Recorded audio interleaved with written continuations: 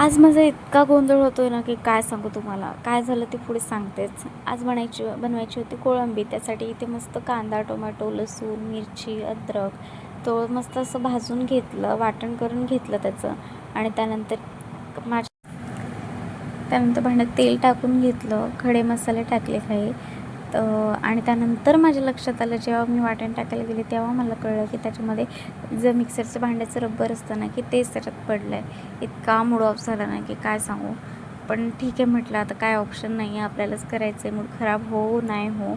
तर मग नंतर माझ्या लक्षात आल्यावर मी पटकन पटापट, जेवणाची वेळ झाली होती त्यामुळं कांदा टोमॅटो वगैरे जे काही होतं ते पुन्हा कट केलं. आणि यावेळेला न भाजता मग तसंच मी वाटण करून घेतलं.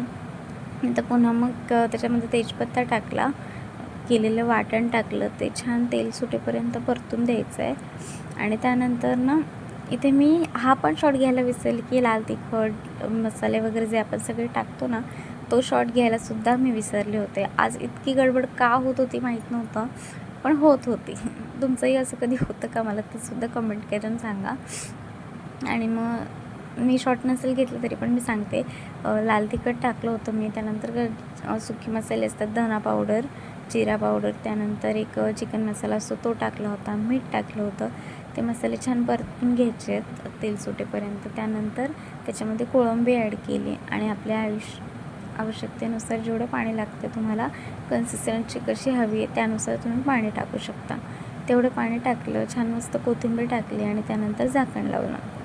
झाकण लावल्याच्या नंतर ना एक 10 ते 15 मिनटं कोळंबी शिजते, कारण त्यासाठी एवढा वेळ नाही लागत. सो 10-15 मिनटं वाफ काढून घ्यायची. त्यानंतर भाजी खरंच खूप टेस्टी झाली होती, पण इतकी सगळी गडबड झाली ना की व्हिडिओचा पण माझा मूड गेला होता. पण म्हटलं चला, आपला हा एक्सपिरियन्स आहे तो पण तुमच्यासोबत शेअर करूया, म्हणून मी हा व्हिडिओ टाकते. चला, भेटूया नेक्स्ट व्हिडिओ.